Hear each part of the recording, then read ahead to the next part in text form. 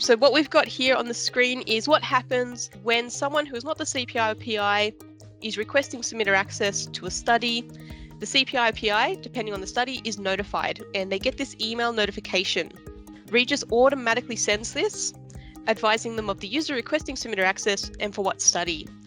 There is a link that we can see just here, and if we click on this link as the CPI or the PI within 14 days, we are taken directly to the decision to approve or decline the request without having to log into the system.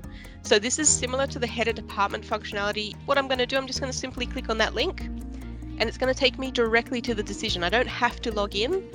I can just provide the decision right now. So a couple of scenarios where you might see this email coming through to the CPI PI is when an ethics or a site application has initially been generated via project registration, but the CPI or PI did not submit project registration, so they have to get notified that someone wants submitter access to that study, or there's an additional admin contact requesting submitter access that's been submitted by someone that is not the CPI or PI. So there is still that oversight by the PI and CPI of who is getting access to their study, who's requesting that submitter access. So they still have that oversight of who is going to get that access. So what we can see on the screen here, I'll just kind of go through this, is really straightforward. Delegate access has been requested for this particular study for this person here.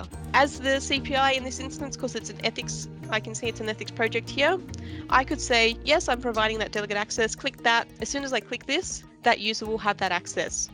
If I select no, I have to provide a reason as to why, because the user will be notified they're not being given that access.